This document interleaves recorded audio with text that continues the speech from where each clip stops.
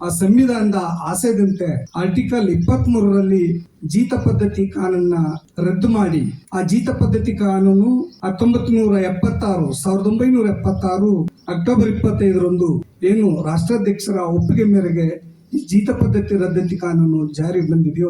H D. ಕೋಟೆ ಪಟ್ಟಣದ ಅಂಬೇಡ್ಕರ್ ಭವನದಲ್ಲಿ ತಾಲೂಕು ಆಡಳಿತ ಪಂಚಾಯಿತಿ ಹಾಗೂ ಜೀವಿಕ ಸಂಸ್ಥೆಯ ಸಹಯೋಗದೊಂದಿಗೆ ಜೀತ ಪದ್ಧತಿ ಅರಿವು ಕಾರ್ಯಾಗಾರ ನಡೆಯಿತು. ಕಾರ್ಯಾಗಾರವನ್ನು ತಾಲೂಕು ದಂಡಾಧಿಕಾರಿ ರತ್ನಾಂಬಿಕಾ ಹಾಗೂ ವೇದಿಕೆಯ ಮೇಲಿನ ಎಲ್ಲಾ ತಾಲೂಕು ಮಟ್ಟದ ಅಧಿಕಾರಿಗಳು ಉದ್ಘಾಟಿಸಿದರು. ಕಾರ್ಯಕ್ರಮವನ್ನು ಉದ್ಘಾಟಿಸಿ ಮಾತನಾಡಿದ ಜೀವಿಕ ಬಸವರಾಜರವರು, ಸಂವಿಧಾನದ ಆಶಯದಂತೆ ಜೀತ ಪದ್ಧತಿಯು ನಿರ್ಮೂಲನೆ ಆಗಬೇಕು ಎಂಬುದು ನಮ್ಮೆಲ್ಲರ ಆಶಯ. ಅದರಂತೆ ಗಾಣದ ಎತ್ತಿನಂತೆ ದುಡಿಯುತ್ತಿರುವ ಜೀತದಾಳುಗಳನ್ನು ಮುಖ್ಯವಾಹಿನಿಗೆ ತರಬೇಕು ಎಂದು ಕಾನೂನು ಅರಿವು ಕಾರ್ಯಕ್ರಮವನ್ನು ಆಯೋಜಿಸಲಾಗಿದೆ ಎಂದು ಅಭಿಪ್ರಾಯ ವ್ಯಕ್ತಪಡಿಸಿದರು. ಅನಿಷ್ಟ ಪದ್ಧತಿಯಾದ ಜೀತ ಪದ್ಧತಿಯನ್ನ ನಿರ್ಮೂಲನೆ ಮಾಡತಕ್ಕಂಥ ನಿಟ್ಟಿನಲ್ಲಿ ಸರ್ಕಾರ, ಜಿಲ್ಲಾಡಳಿತ ಮತ್ತೆ ತಾಲೂಕು ಆಡಳಿತ ಅವಿರತವಾಗಿ ಕಾರ್ಯಕ್ರಮಗಳನ್ನ ರೂಪಿಸ್ಕೊಂಡು ಬರ್ತಾ ಇದೆ. ಆ ನಿಟ್ಟಿನಲ್ಲಿ ಇವತ್ತು ಇಡೀ ರಾಜ್ಯದಲ್ಲಿ ನಮ್ಮ ಮೈಸೂರು ಜಿಲ್ಲೆ ಜೀತ ಪದ್ಧತಿ ನಿರ್ಮೂಲನೆಯಲ್ಲಿ ದಾಪುಗಾಲಾಕಿದೆ ಮತ್ತೆ ಉತ್ತಮವಾದ ಕೆಲಸನೂ ಕೂಡ ಮಾಡಿದೆ. ಅದು ನಮ್ಮ ಮೈಸೂರು ಜಿಲ್ಲೆಗೆ ಅದೊಂದು ಹೆಗ್ಗಳಿಕೆ.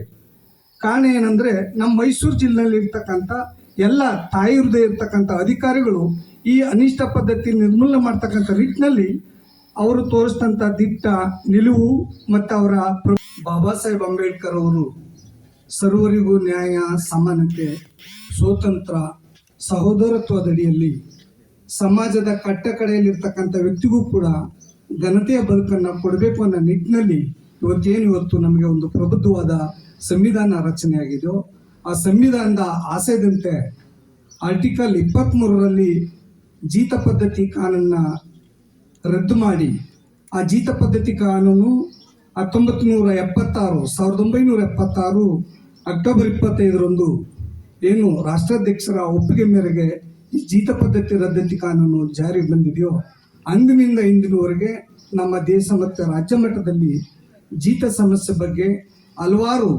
ಕಾರ್ಯಕ್ರಮಗಳು. ನಂತರ ಮಾತನಾಡಿದ ಆರೋಗ್ಯಾಧಿಕಾರಿ ರವಿಕುಮಾರ್ ಮಾತನಾಡಿ, ಜೀತ ಪದ್ಧತಿ ನಿರ್ಮೂಲನೆ ಮಾಡಲು 1976ರಲ್ಲಿ ಕಾಯ್ದೆಯನ್ನು ರೂಪಿಸಲಾಯಿತು. ಆದರೂ ಕೂಡ ಇನ್ನೂ ಸಹ ಜೀತ ಪದ್ಧತಿ ಜೀವಂತವಾಗಿದೆ. ಆದ್ದರಿಂದ ಈ ಪದ್ಧತಿಯನ್ನು ಎಚ್.ಡಿ. ಕೋಟೆಯಿಂದ ಸಂಪೂರ್ಣವಾಗಿ ಕಿತ್ತೊಗೆಯಬೇಕು ಎಂದು ಅಭಿಪ್ರಾಯಪಟ್ಟರು. ಕ್ಷೇತ್ರ ಶಿಕ್ಷಣಾಧಿಕಾರಿ ಉದಯಕುಮಾರ್ ಮಾತನಾಡಿ, ತಮ್ಮ ತಂದೆಯ ಆ ಕಾಲದ ದಿನಗಳನ್ನು ನೆನೆದು ಭಾವುಕರಾಗಿ ಜೀತ ಪದ್ಧತಿಯ ನಿರ್ಮೂಲನೆ ಮಾಡಲು ಶಿಕ್ಷಕರ ಪಾತ್ರವೂ ಸಹ ಮಾತ್ರವಾದದ್ದು ಎಂದು ಅಭಿಪ್ರಾಯಪಟ್ಟರು. ಕಾರ್ಯಕ್ರಮದಲ್ಲಿ ತಹಸೀಲ್ದಾರ್ ರತ್ನಾಂಬಿಕಾ, ಕ್ಷೇತ್ರ ಶಿಕ್ಷಣಾಧಿಕಾರಿ ಉದಯಕುಮಾರ್, ಆರೋಗ್ಯಾಧಿಕಾರಿ ರವಿಕುಮಾರ್, ಸಮಾಜ ಕಲ್ಯಾಣ ಅಧಿಕಾರಿ ರಾಮಸ್ವಾಮಿ, ಕೃಷಿ ಇಲಾಖೆ ರಂಗಸ್ವಾಮಿ, ಪುರಸಭೆ ಅಧಿಕಾರಿ ಸುರೇಶ್, ಮಹಿಳಾ ಮತ್ತು ಮಕ್ಕಳ ಕಲ್ಯಾಣ ಇಲಾಖೆ ಆಶಾ, ಹಿಂದುಳಿದ ವರ್ಗಗಳ ಕಲ್ಯಾಣ ಇಲಾಖೆ ಶಶಿಕಲಾ, ಟಿಪಿಒ ರಂಗಸ್ವಾಮಿ, ಜೀವಿಕ ಸಂಸ್ಥೆಯ ಬಸವರಾಜು, ಚಂದ್ರಶೇಖರ, ಮಹಾದೇವ್, ಶಿವಣ್ಣ ಹಾಗೂ ಎಲ್ಲ ಅಧಿಕಾರಿಗಳು, ಪಂಚಾಯತ್ ಅಧಿಕಾರಿಗಳು, ಜೀತ ಪದ್ಧತಿಗೆ ಒಳಗಾದ ಸಾರ್ವಜನಿಕರು ಹಾಜರಿದ್ದರು. ವರದಿ ಮಲಾರ ಮಹಾದೇವ್.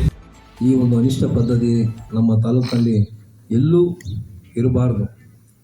ಹಾಗೆ ಎಲ್ಲ ಸಾರ್ವಜನಿಕರಿಗೂ ಪ್ರತಿ ಗ್ರಾಮ ಪಂಚಾಯತಿ ಮಟ್ಟದಲ್ಲೂ ಇದರ ಅವೇರ್ನೆಸ್ ಅಂದರೆ ಜಾಗೃತಿಯನ್ನು ಮೂಡಿಸುವಂಥ ಕಾರ್ಯಕ್ರಮ ಆಗಬೇಕು.